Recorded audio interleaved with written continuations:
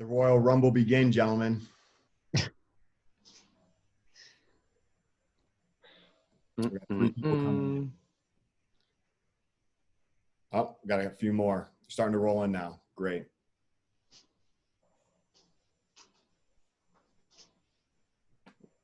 Welcome, welcome, welcome.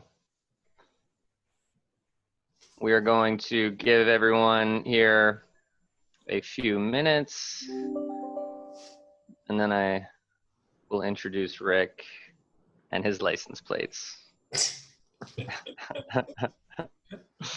then we can get to the license plate story, actually. Maybe now is a good time. We'll just give it a minute or two. So where do the license plates come from, Rick? So it's amazing how almost everybody will say, wow, that's sort of cool. So this is 12 or so years ago.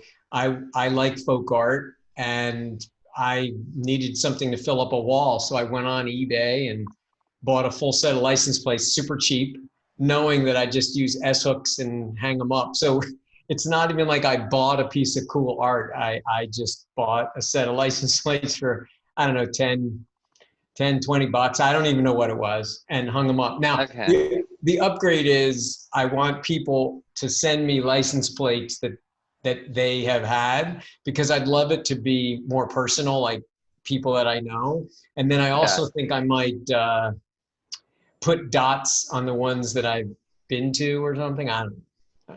Yeah. I thought you were going to say I thought you biked across the country with a screwdriver in one pocket and yeah, stealing license plates. That's my gig.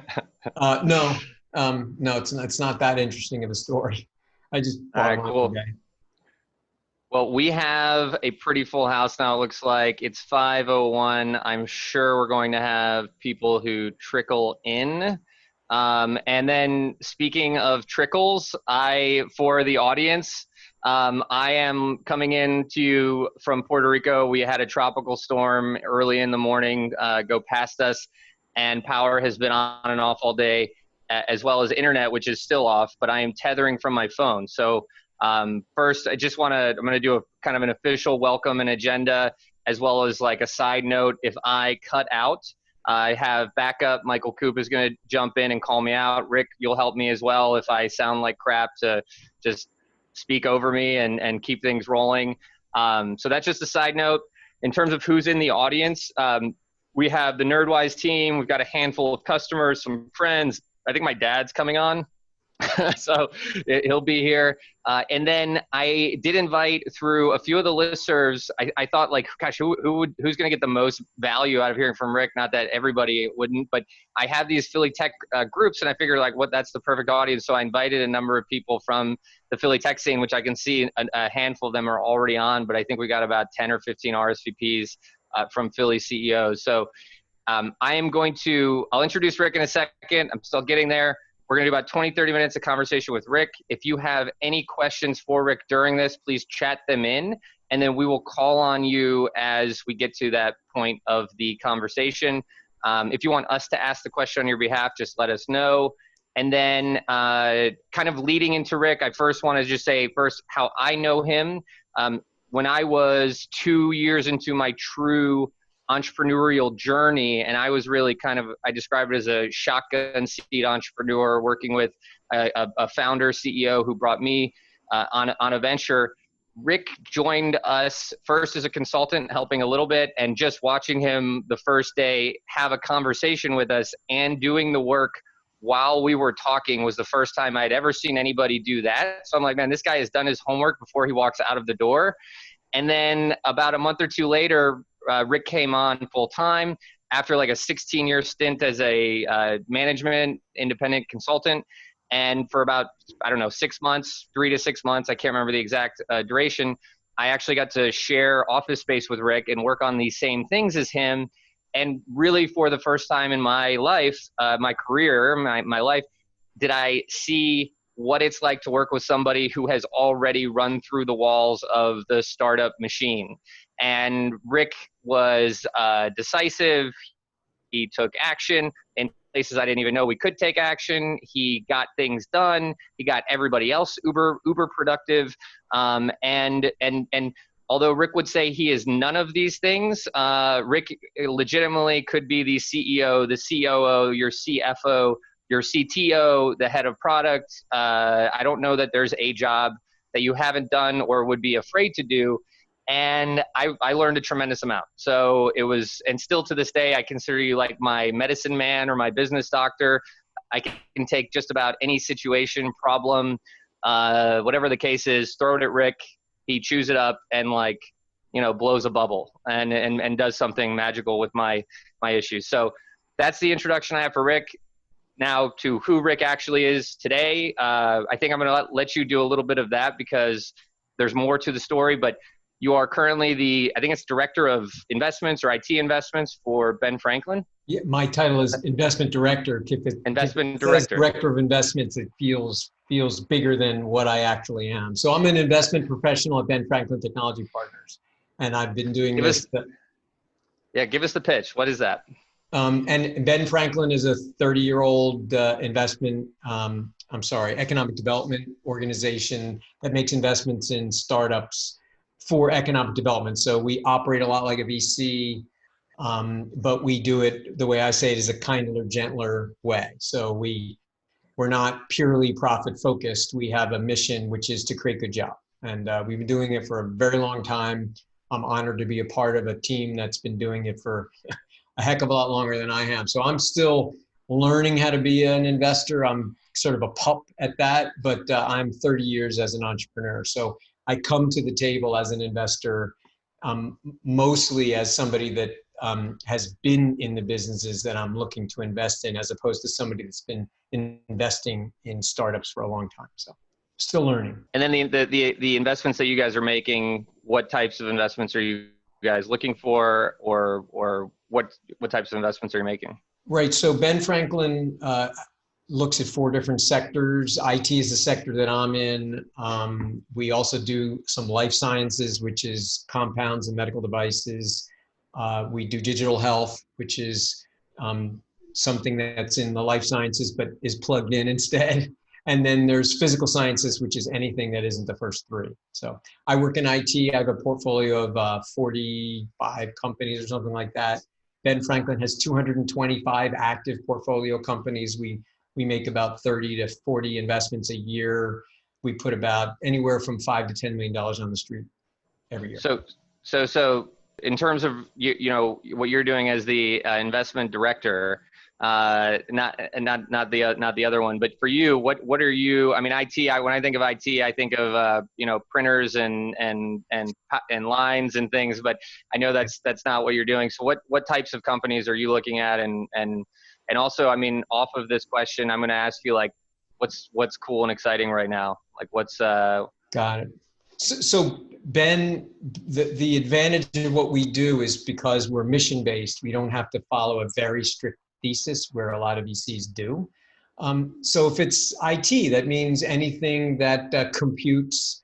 A classic example would be business-to-business SaaS products. So something that you would sell to a business and it helps them be more efficient or be more effective or make more money. But that also includes B2C stuff like software that communicates. We have a fair amount of educational tech or ed tech. We have some fintech companies in our portfolio. We have a lot of marketing widgets of some type. And to ask me what's hot right now, I would say that I'm very excited about distributed ledgers. So that's crypto and things of that nature. The blockchain is not a good word to use, but I think that that's going to transform a lot of how goods and services are purchased in the world. Pardon me for being all kinds of wonky, but I'll stay away from that. No, it's okay. And actually, I think for everybody who, it's not everyone on this call is from Philly, but I think that the other point that you're making is that it's not a traditional investment firm. You guys also have an interest in the region and you're looking to drive economic activity for companies in the region. So that's like the other side of the coin. And yeah. I mean, it's really, I can't help but say this and, talk proudly of Ben. And again, my contribution is tiny. we only invest in the 5 counties of Philadelphia, right? And only in the state. So only the 5 counties, and only in early stage-ish companies, and only in these few sectors. But we still are a top investor in the United States. So they're unconfined. They can do anything they want, but we still do really well. So, but the answer to your question is yes, we're building economic development, economic activity in the area of Philadelphia. Bottom line. Okay, so let's put Ben Franklin on the shelf for a little bit, Okay. and then from a Rick Genzer standpoint, and what you've seen both in like the last, 10 years, and now you're looking and I think probably have a better understanding of things like crypto and blockchain than most of us, because you're smart and close to it, looking at those things. But Smart, maybe, close, no. But what's I guess what I want to ask is something around what was 20 years ago for, I know there were other things that were emerging, other technologies, but from an entrepreneurial standpoint, what has changed for the entrepreneurs in 2020 that are off launching companies and building new, products and solutions today from 20 years ago? What are the challenges that either are new or that have been solved that are no longer challenges, or what's a different about an entrepreneur or a startup today from 10 or 20 years ago? I would say that it can be spoiled. What's different can be summed up in one word, which is efficiency. That in today's world, in 2020, it is extremely efficient to be able to conduct business. But the flip side to that coin is that efficiency lubricates competition. So it becomes easier for other people then to compete with you because everything is so much more efficient. So an efficiency would mean all kinds of efficiencies between employees. Like right now, we could get on a video call and talk to anybody around the world. That would have been a big challenge a few years ago. So in interpersonal efficiencies, moving monies around the world is more efficient. So financial markets are more efficient. So there's just tremendous amounts of efficiencies that, but then that creates efficient markets, and efficient markets create easy competition. So you have to really find a uniqueness if possible.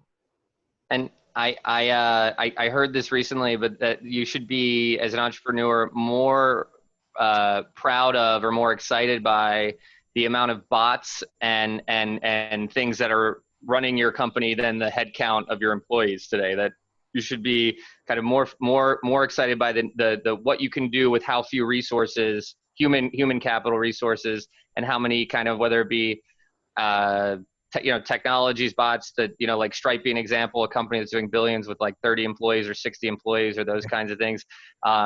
So, and I hear that. And then of course, hiring, team building, having a team. I haven't met in person half of my team. It's crazy to me, and when I, even 10 years ago at People Links, I asked at one point if we could I was asking the executive folks at a meeting, I said, hey guys, could we maybe talk about a work from home policy? And everybody's like, whoa, my God, you're crazy. That's a bad idea. And of course, fast forward and I am going to talk about the pandemic too. So I hope you brought your face mask.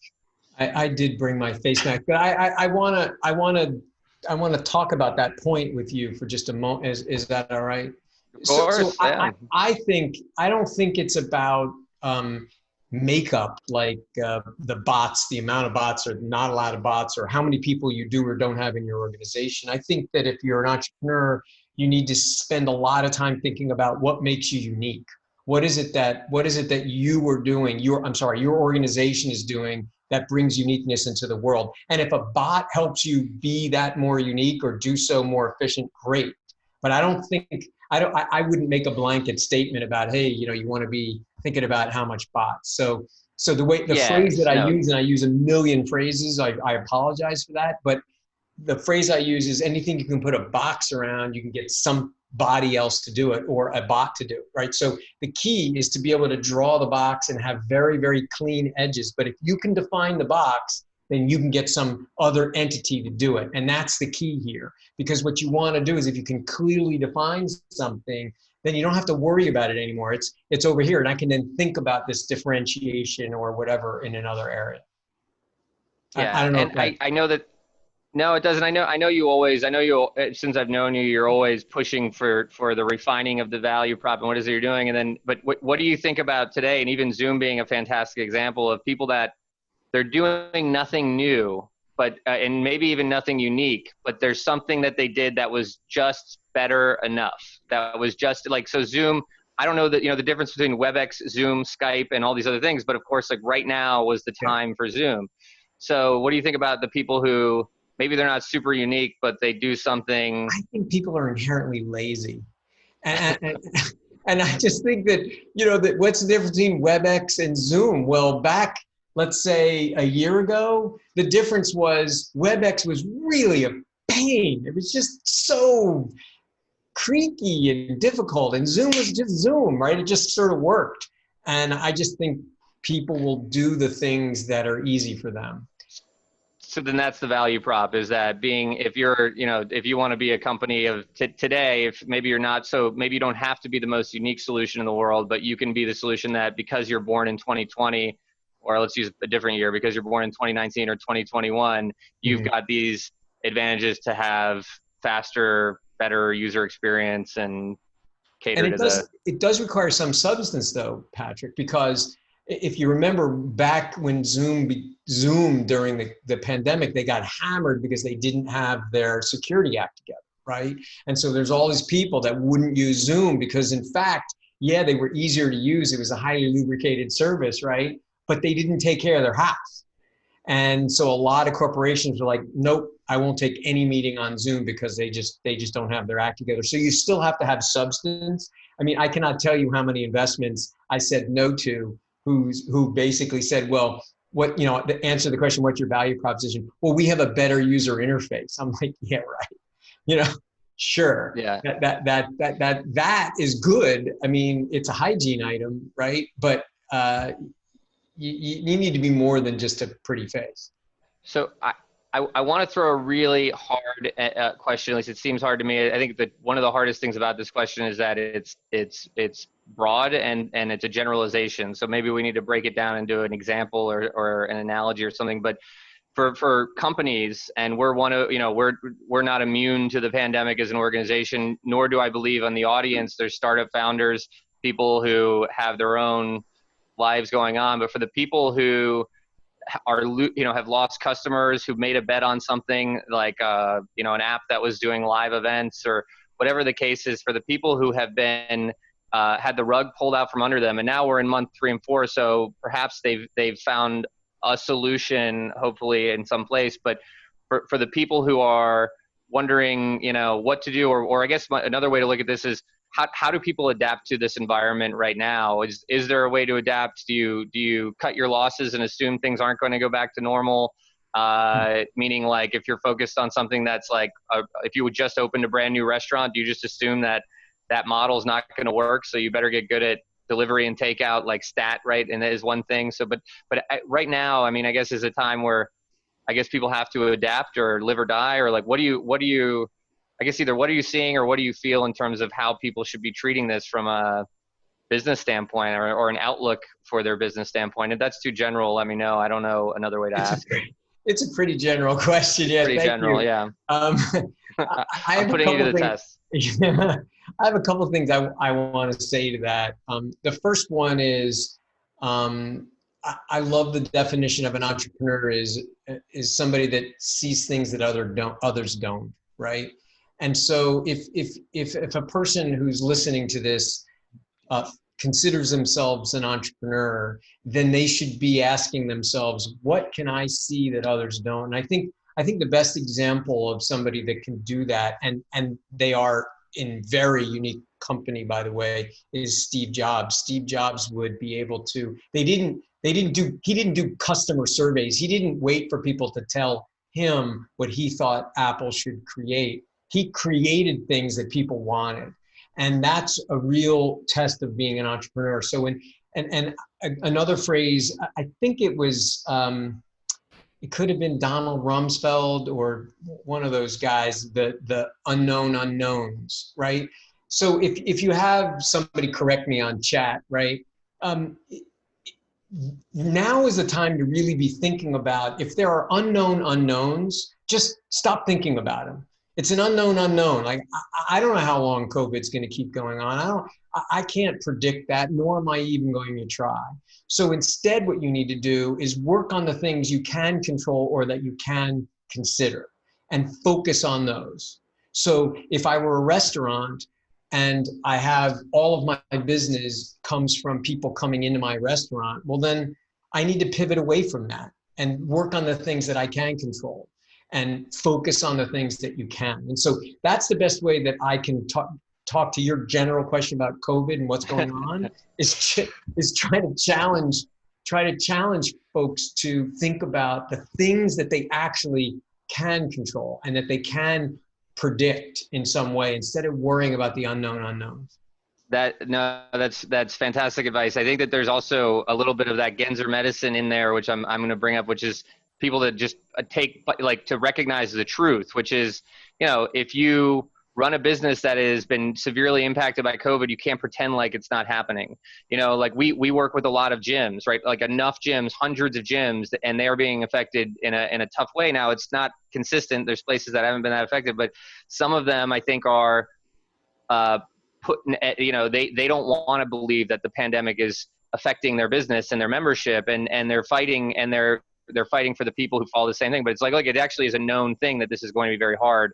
And, there's a factor there that you have to acknowledge. And so I think it's in the sense that if you, it's just sort of being, I guess, admitting to what's happening to a degree as well. So if your business is facing a real hardship and it's so unknown, at least you know that it's unknown and that you got to do something about it. I mean, that's also, I'm going to interpret your point, which I agree with, is this realism, right? But again, it's that dancing on a razor blade issue here. I just said a few minutes ago that the definition of an entrepreneur is seeing things that other people don't. But if you think you're seeing ghosts, maybe the ghosts aren't there, right? So if you're trying to say, well, I believe that the restaurant industry is going to come back and I'm going to run hard towards that, you could be kidding yourself into believing that that'll be the case. And I do not have any Genzer medicine to figure that one out. I mean, because I listen to voices in my head all the time.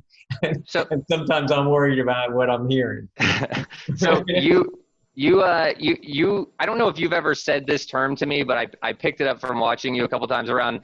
And I picked up this thing, which is decisioning frameworks or ways to make decisions effectively. And I don't know if, you sent me a text like, hey, do you want to prep? And I said no, because I just wanted to have it on the fly. But that would have been actually one thing I'm just curious in general about is, I've seen you be able to make decisions in a pretty effective way, right? Where, and I don't know if you have like a cheat sheet of frameworks that you use, but can you share a little bit about ways that you maybe make decisions? And I'd love to. And we didn't prep this, but this is one of my greatest gifts. I'm a very community service oriented person. So I've been volunteering now for probably 30 years, thanks to my sister who sort of socialized me to this. And I taught decision-making skills to prison inmates for 10 years as a volunteer. Wow. I had no idea. You didn't know, see? And this was I have a few seminal things that have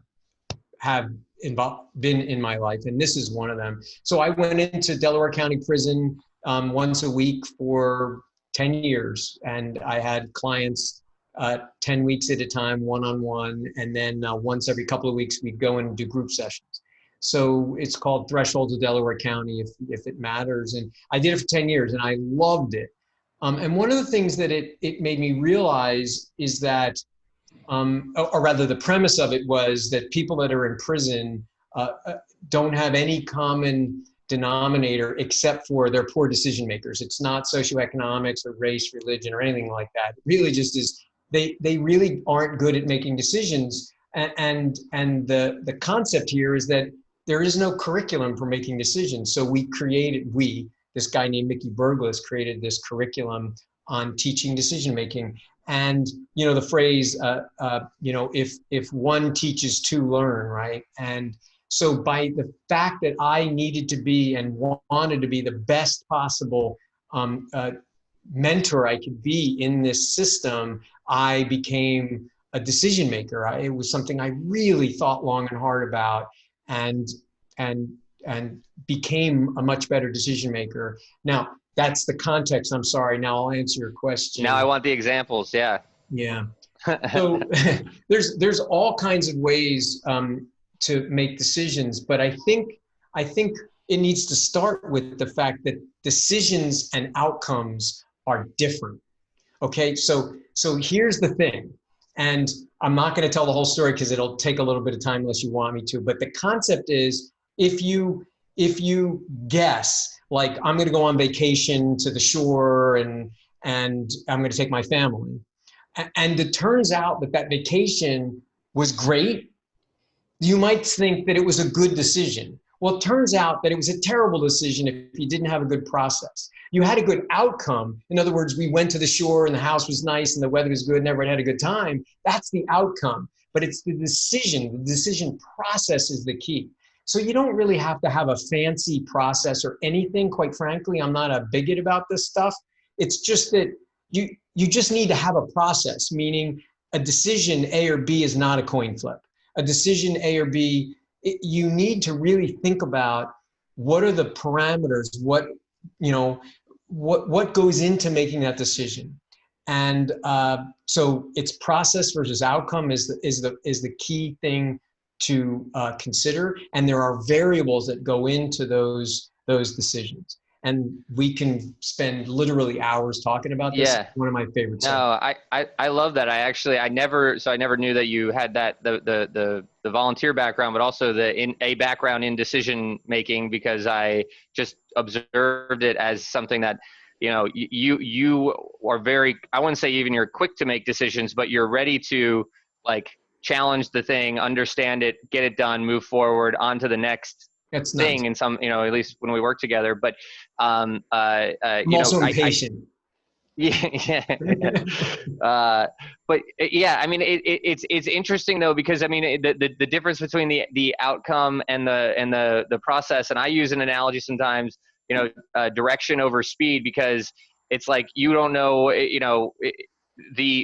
yes, you went to the shore, but what else could you have done? You could have gone to the mountains. You could have done a staycation. You could have done, what are the alternatives? What are the advantages, disadvantages, right? So you're having, to having a process and all those sorts of things.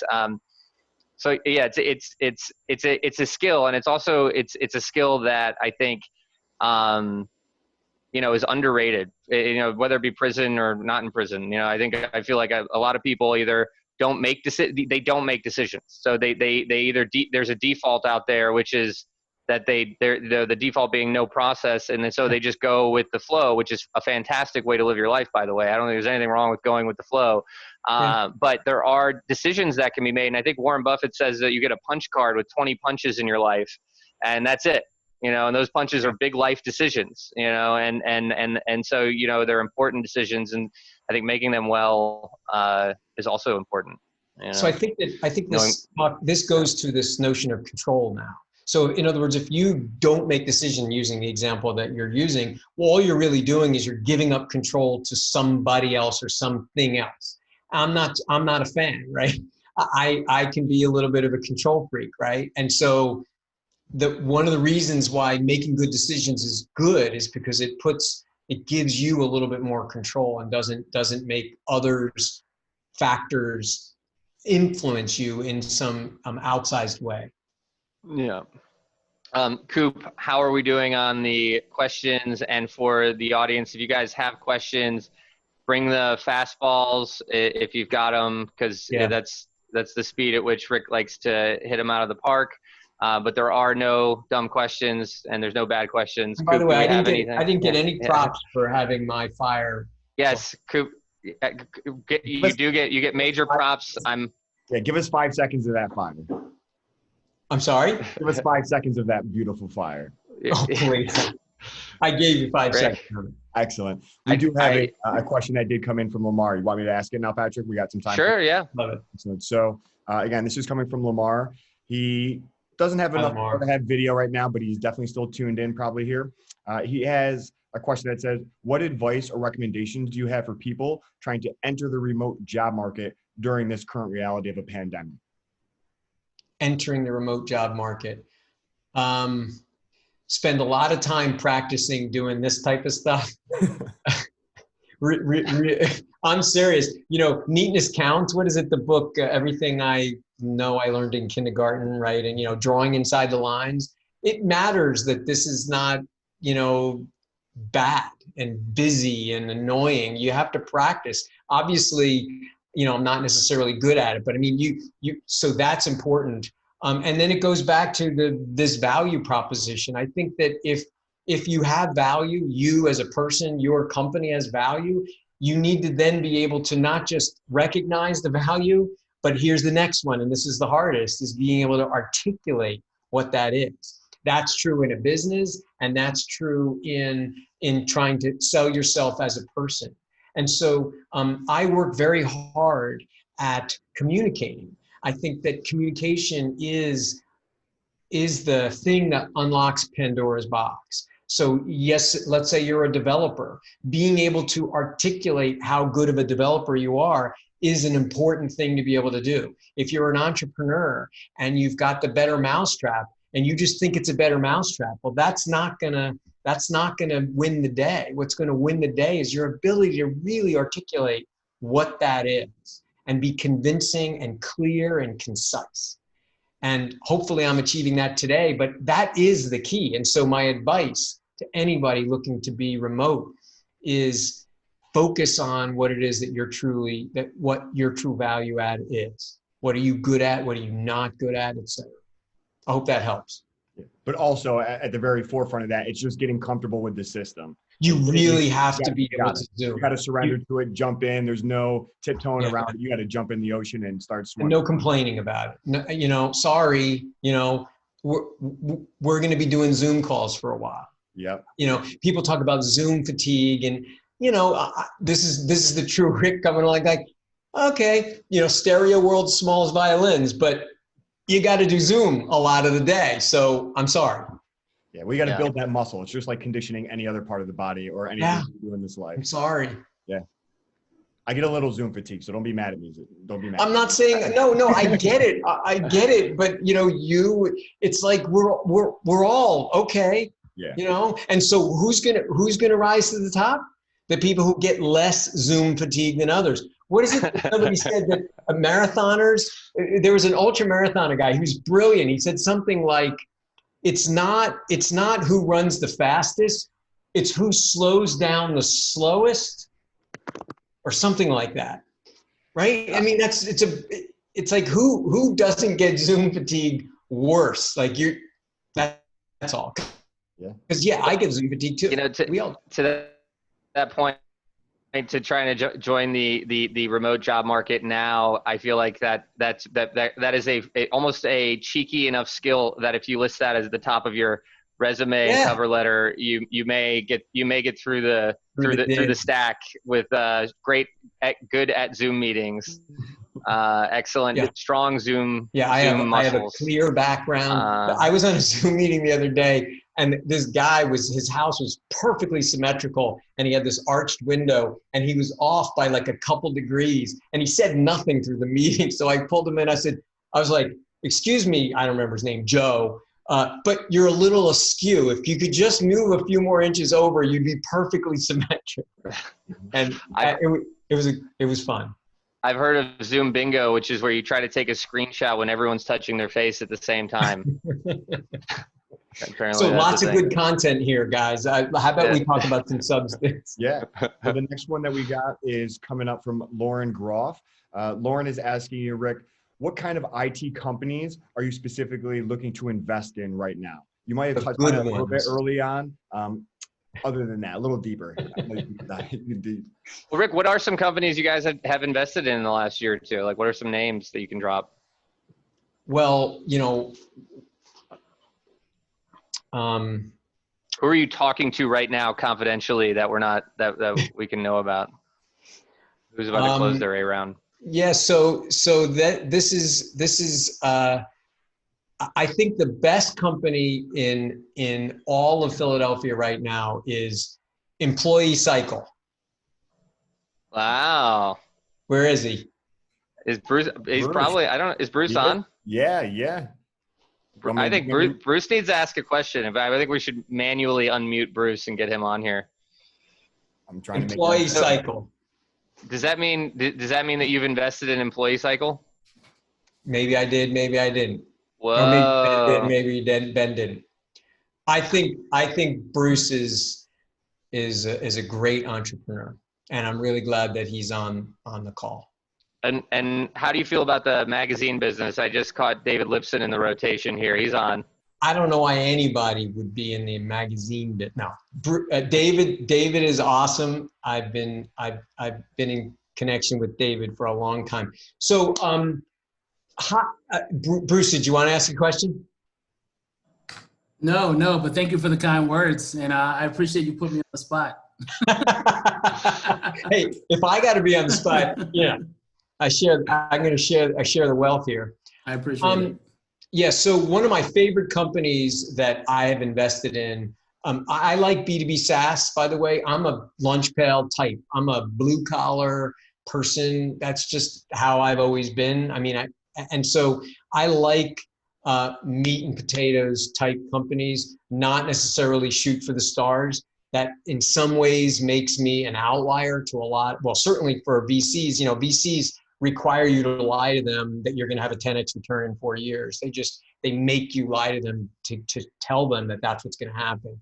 I would rather see really good, solid operators that have a reasonable exit potential to do that. And so B2B SaaS can be very lucrative, can be very good if you have a good differentiated widget, you have a good marketplace that you can identify, and then there are some big pockets later on. So one of my companies that I like a lot is Near Miss Management. I think they're excellent.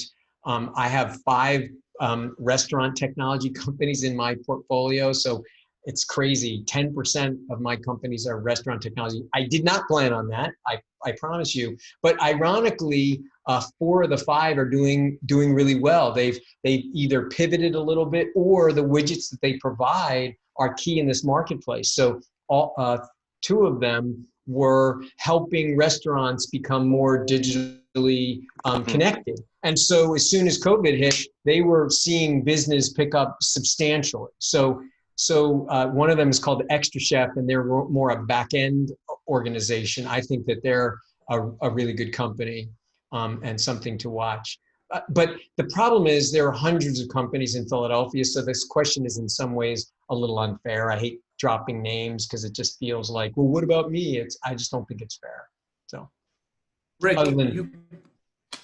go ahead. Rick, can you hear me? Of course. So you put me on the spot, so I'll ask you a question because I just went through this in the past 2 weeks.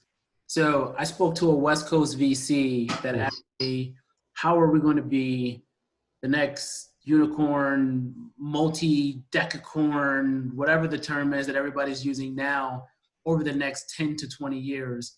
But then in the same week, I spoke to some angels down in the DC, Virginia, Maryland area.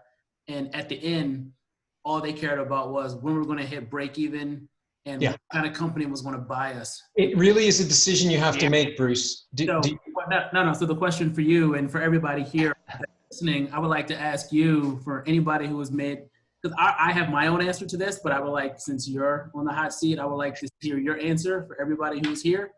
For anyone who may hear people talking to you on that wide spectrum, does that mean that you need to have 2 different answers? Or would you advise people to say that one of those organizations just doesn't resonate with what you're doing because you should just stick to whichever side of the spectrum you want to be on? I think I like, by the way, Bruce, I think that's a very thoughtful question, so I appreciate that. So there's a couple things I want to say here. I'm going to start at the higher level, which is one of the key skills that I think helps quite a bit in business is this concept of empathy, which is to be able to really put yourself in the position of who's on the other side of the table. So it's important if you're talking to a West Coast VC versus a DC venture capitalist, they're different people and they have different needs and different problems. And so I don't want you to be a chameleon necessarily by being a different person to these two audiences, but it's really important for you to spend time thinking about why are they here? What is it that they want? What is it that motivates them? And to be able to address that, again, without being inauthentic, but to be able to have empathy. And so I know that didn't answer your question, but that's what came to mind. And so now I will say that I think it's important to stick to what your plan is. You, Bruce, have a plan for your business. And you have to ask yourself, is there a good fit between me and this investor or me and this investor? It's just as important for the match to be they like you as it is for you to like them. Because you can't be almost pregnant. You can't have a teeny weeny little partner. You have a partner. Once they give you money, they are your partner. And so VCs, generally West Coast VCs, they measure everything in unicorns, decacorns, whatever. That's the measurement they have.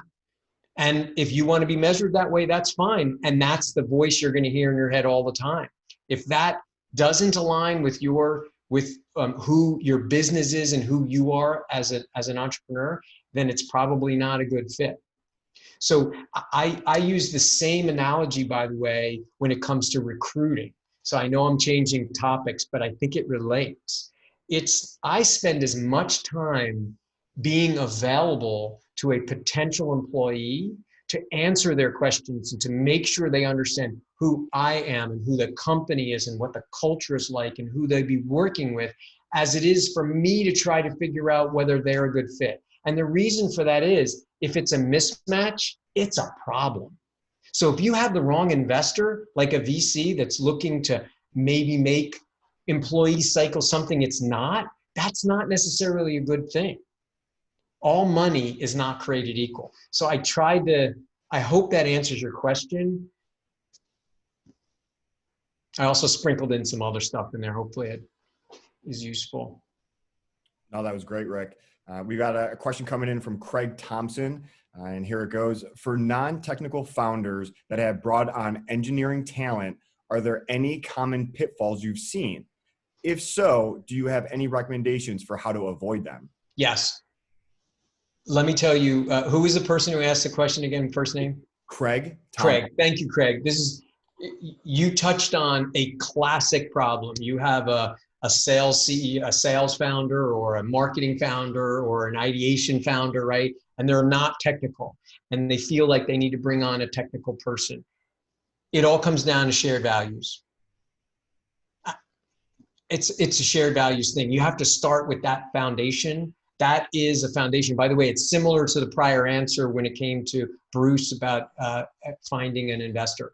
You really need to make sure that this technical founder matches with you in the things that you feel are important. Because without that, you're going to fail for sure. And let me give you an example. When you're in a business, especially in a startup, you don't know all the horrible things that are going to happen. Bad stuff is going to happen. The 2x4s are going to come out of nowhere and clonk you on the forehead. And unless you have a shared value, you won't be able to figure out how to deal with this really horrible problem. Like, oh, COVID happens. And now you're in this fundamental argument about whether we should be virtual or not, or some other fundamental, value-based decision. And I can tell you personally that I have stayed in at least one company a little bit too long because my values did not match the other main people in the company. I was consistently the odd person out.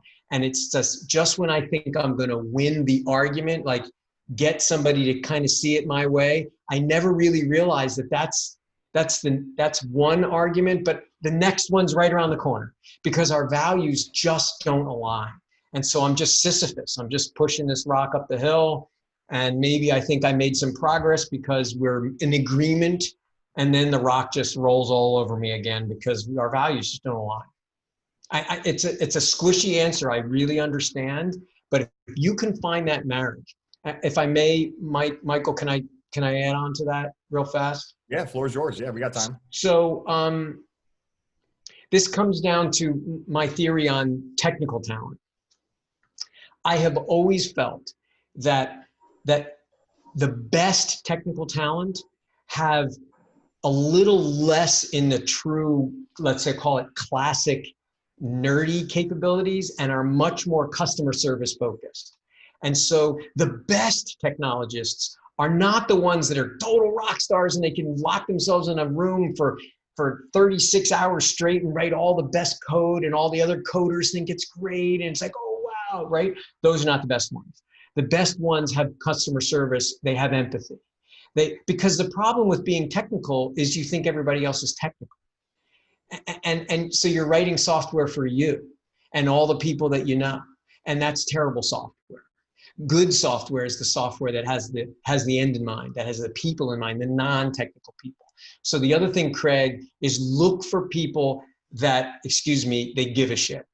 The people that give a shit are, in the technical world, the best ones. Rick, we're gonna need you to watch your mouth for this is It's my first curse word. No, I'm just kidding. No, totally I mean, totally fine. That's like 45 minutes. That's about the longest I think I've ever done. I'll top and say nobody gives a fuck. Oh, on the call. Any other? Yeah, we got some more questions rolling in. Two more. Let's let it go. Bring on the shit show. From Austin. Yes, let us. For software startups in a space with competitors, what types of differentiation gets you excited as an investor? And Coop, I want to make sure, does Austin want to ask this question, or are you asking it on his behalf? I'm asking on his behalf. Okay, that's what he wants to do. Okay, cool. These are all private messages, but if anyone does ever want to come on and ask it direct, what gets me excited? A couple of things. The first one is going back to an earlier point that I made, which is the ability to clearly articulate what it is that is valuable is much more difficult than you think. It's very, very easy to make something complicated and make it sound complicated because you know it's complicated, right? But it's much harder to make something simple. So the ones that can clearly articulate that. The second thing that's important is I like needs versus wants. I don't need to lecture anybody on needs versus wants. The other one is having what's commonly referred to as blue ocean, meaning that you've got some good, smooth ocean in front of you. And the last one may sound weird, but and in some ways the opposite of what I just said, which is I happen to like a little bit of competition. It always makes me nervous when this is a brand new widget. And by the way, back to Bruce's point about West Coast VCs, that's what they're looking for. They're looking for something that's like break something. I like markets that have a little bit of competition. And the key here is competition shares the burden of education. It's really, really, really, really expensive to educate an entire market. So having competition allows that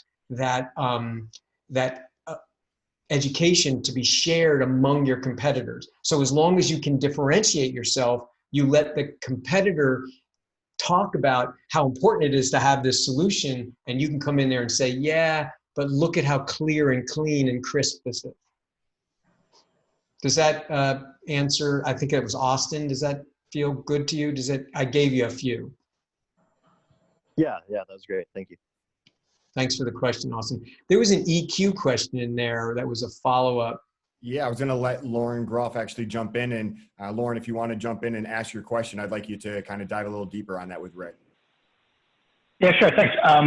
We found that, our best technicians, so, I own an IT support company, managed service provider, and, trying to find someone that has the customer service skills and is able to bring that empathy. I mean, computer problems are frustrating, and not having a plan is frustrating. Security challenges are frustrating. And so, Right. so that, and then seeing also how my own development in even just doing my own personal therapy, like, makes me a better business owner, better salesperson, and that sort of stuff. So I was just curious, like, if you bring in any EQ, when you talk about empathy being so high, if you're bringing any of that, you know, emotional intelligence type training to your decision-making process, kind of training or anything related.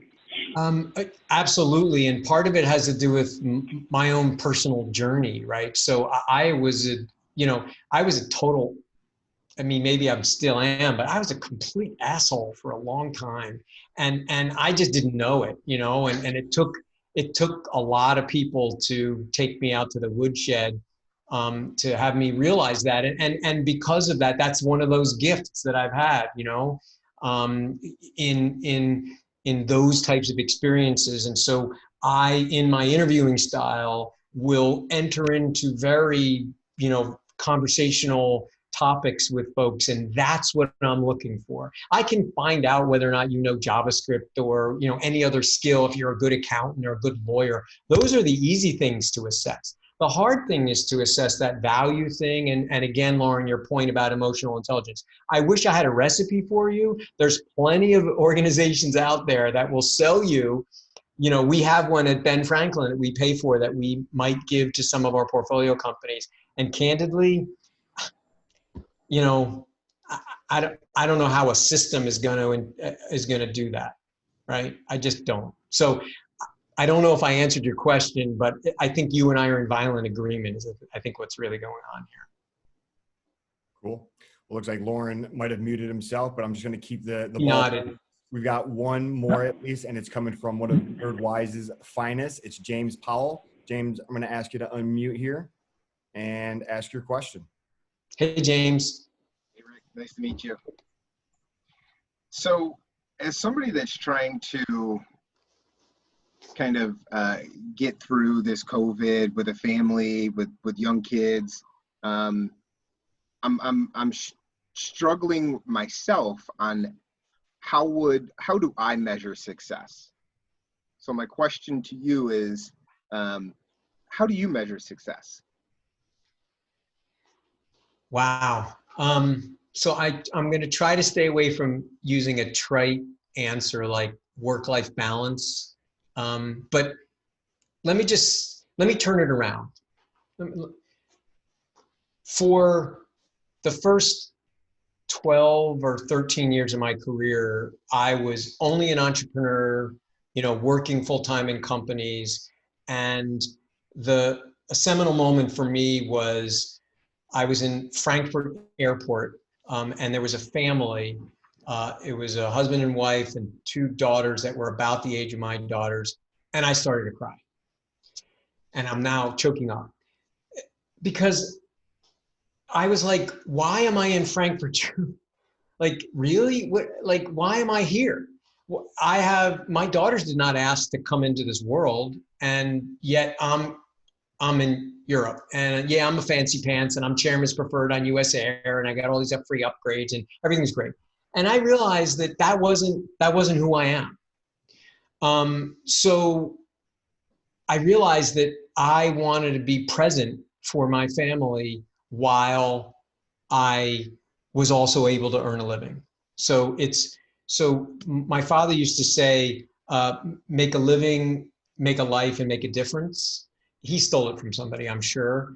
But I think that's something that I have always aspired to be. I don't know that I'll ever make a difference, but I'm aspiring for these three categories. And so what I did, I don't know about other people, but what I did is I got off the hamster wheel and I became an independent management consultant for 17 years. You know what? I'm embarrassed to say I earned a good living, but that was not my point. My point was I was at the bus stop every day in the morning, and I was at the bus stop every day in the evening. And every minute that I wasn't with my kids and I didn't need to be with my kids, I was working to make a living. And that worked for me. Now, granted, I realized in reflection that I worked 7 days a week, 365 days a year for 17 years, because that was what was required to do that, but it worked great for me. And I'm proud to say that I have a real relationship with my daughters. And yeah, your 40-year-old decade, I believe your 40s, in my opinion, are your prime earning decade for most people. I gave it up. Wouldn't change a thing. But this is just me, James. So you asked me how I measure success. I measure success through the relationships that I have with my people. And the next thing I'm going to talk about is my community. I feel that if you're a part of a community, you have an obligation to that community. It's not optional. If it's optional, then you're not part of that community. So I have, my family's a community, my neighborhood's a community, the Philadelphia business community is a community. If anybody finds me and writes me an email and says, hey, Rick, do you have time for a cup of coffee? The answer is yes, 100% of the time. 100% of the time. That's who I want to be. And so that's how I measure success, because those emails come in. And when at the end of it, I get a smile from somebody that says, thank you, Rick, for helping me. If I have a car or don't have a car, or if I have a boat or don't have a boat, or that doesn't matter. It's irrelevant to me. But James, you asked me about how I measure success. That's how I judge nobody. So what you consider success, it may be different. But hopefully that provides an answer to the question. It did. It did. Okay. Thank you. You're Thank welcome. you. I can tell you that We Rick take a cup does, of coffee? Whenever you talk to him to have coffee or breakfast or anything, he definitely takes you up on and I remember, Rick, you said it was a disease. You're like, it's a disease. I can't say no. I got to say and by the way, if you read business books, they'll tell you successful people are really good at saying no. I'm like, okay, well then I'm not a successful person, because I say yes all the time. There are people I know who are faces in here who I've said yes to a lot, and I'm happy about it. I never moan about, I'm too busy, I don't have enough time. No, whatever. I'll make it up. Awesome. Well, Patrick, do you think we have time for one more question, or what would you like to do? Sure. I mean, I think we can get one more in. What do you got? Rick, you ready up? You ready for this one? Rock and roll. I hope it's the license plates. Oh wait, did we do that already? Yeah, at the very beginning. All right, I know. I'm just kidding. So, Rick, this one's coming from me. And taking everything that you've learned and experiences and just wins and losses and everything that surrounds you these past 30 or 40 years throughout this career path, if you could go back to the beginning and still retain all those pieces of experiences, what would you choose to cherry pick and kind of dive into, or maybe even create and produce for the world? Or maybe what would you whisper in your own ear 20 or 30 years ago if you could go back in time? Yeah. Okay. So my career goal I finally realized it, but it took me a long time. My career goal is to be a contributor. I've always felt that way, but what got in the way is I wanted to be smart and I wanted to be in command. That completely is antithetical to this idea of wanting to be a contributor, because sometimes your maximum contribution is in fact being the leader, but sometimes it's being a follower. And so if I could whisper one thing in my ear, it'd be like, slow the F down, Rick. Like, it doesn't matter. It doesn't matter if you're right. It's irrelevant. Being right and having people sort of follow you, that doesn't matter. What matters is collectively, are we doing what we need to do? And so that is the bottom line of what messed me up for years and years and years. I wanted to be smart. I'm not smart. Like, whatever. I just want to be a contributor. Okay, let's figure out how to do it. And so, when Patrick and I used to work together and stuff, and you saw me be a decision maker, in many ways, Patrick, I was being a mirror. The good ideas were there. I didn't necessarily come up with them. I was just trying to maximize my contribution. Does that, I tried to make that as succinct as possible to a really good question. No, I think so. Coop, satisfied? Yeah, I'm always satisfied. Yep. Okay. Well, last one is for anybody on the line, because I know there are a number of entrepreneurs from Philly plus other folks. Rick, if people want to get a hold of you, what should they do? Get you on LinkedIn, shoot you an email? rgenzer@gmail.com. like my first name, Genzer, like my last name at gmail.com, any day, anytime. I think Rick at Genzer.com, but maybe you don't do that one. Rick at Genzer.com is fine too. You can find me at Ben Franklin Technology Partners website. My contact information is there. I would love to hear from you guys. And most importantly, hopefully I was at least some ways helpful and maybe there's some value in this. And I'd be more than willing to speak with you about any of these topics or others at any point. Cool. And I appreciate, Patrick, you doing this. We spoke about this a while ago. I thought this was a cool idea. So I had a lot of fun. Cool. I'm getting a chat, standing O. So thanks, Rick. Appreciate Thank you, it. Lauren. And we'll be in touch, man. It's good to see you. Great to share this conversation with everybody. So long, everybody. Thanks, Rick. Thanks, everybody. So long. Cheers.